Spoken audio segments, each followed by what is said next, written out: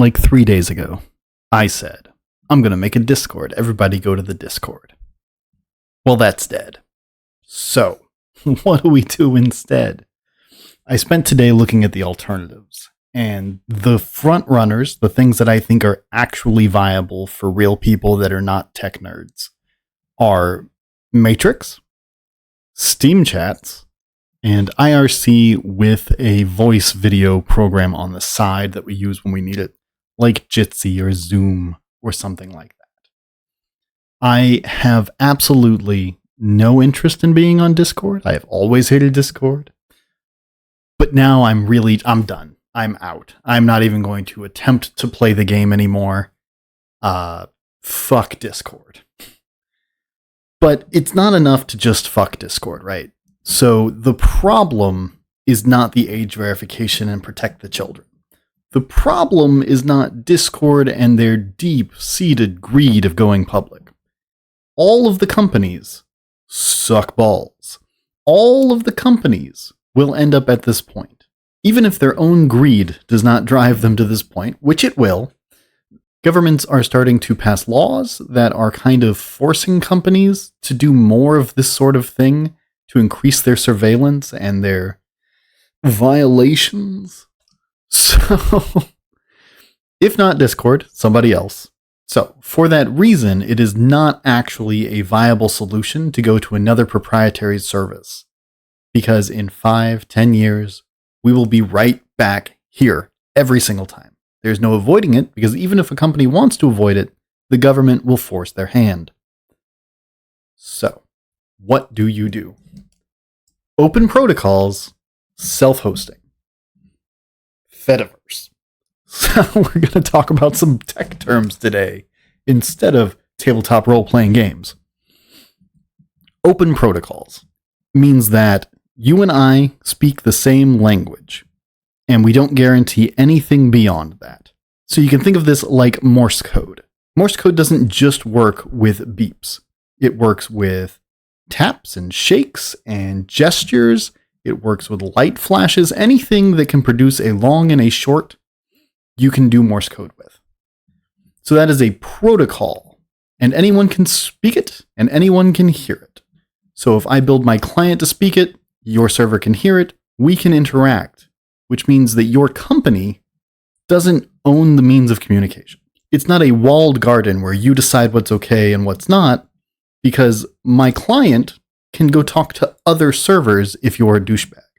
This is not the case with Discord or Facebook or something like that, where your client is only good for talking to Discord servers. IRC and Matrix are both open protocols, which means that you right now could go code in your basement a client or a server that will speak the language with all the existing clients and servers. It is the free internet. Now, some very cool, smart people have come together to already build some clients and servers so that anyone can download them and run them and do whatever they want with them. That is open source. That is fantastic. If you don't trust some rando on the internet to run a good server for a long time, you can host it on your own computer. You can run the server, you can run the client, and you can have all your friends use their clients to connect to your server. You can be in charge of your data, never sending it out to the wide open internet. Now, the Fediverse. That is when two of these servers can talk to each other and share content. Imagine that we are both hosting our own servers with our own groups of friends, and we want to share the memes between each other. You want to see my content in your feed. We can federate our servers so that I see all of the content your guys post, you see all this stuff. We're like one big server. It's almost like building a community. So you go on and you're connecting to all these servers, building this big community, and one server is full of content creators, just spamming ads for dumb shit that nobody cares about and wants to buy. The advantage of the Fediverse is that we can defederate that server. We can disconnect them, cut them off, say, no, we're not taking your stuff in our feed anymore. And because of this, the Fediverse will be ad-free forever. The tech is not owned by a corporation. The protocol is not owned by a corporation. The actual server is not owned by the corporation. None of it relies on megacorps or anything like that. It's just people who own computers using them to do cool stuff and interact. However, open source software tends to be less polished than proprietary software. Matrix does not have all of the features that Discord has. So when looking for an alternative to Discord, you have to consider whether you want to be back at this point in the future, and if you want to solve it long term, or if you need a short term fix for what you're doing. There's also very little discoverability, because normal people see it as this huge tech hurdle, this huge problem. They don't understand that there are no ads, and that all the cool people have moved on from the corporations.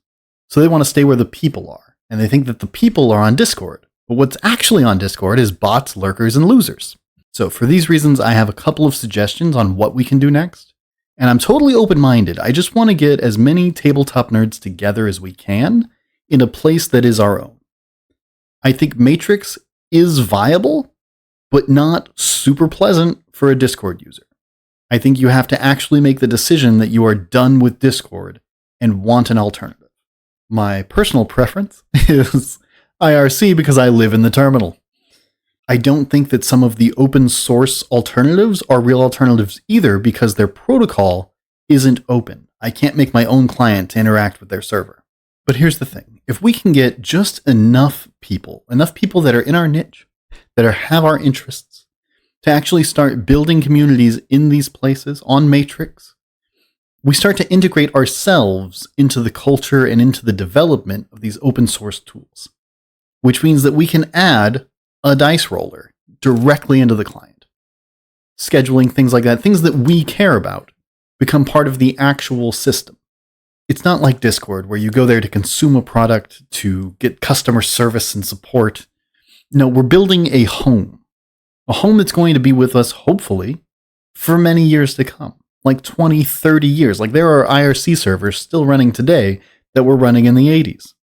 So if you are also a Discord refugee, your group is leaving Discord, and you're looking for an alternative, leave it in the comments, email me, hop on the IRC, it's on the website, and let's talk. Let's figure out where we can keep the most of us together so that we don't become this fragmented 100 different servers situation, and we can actually have a community going. Thanks, guys. I'm looking forward to seeing how this all shakes out.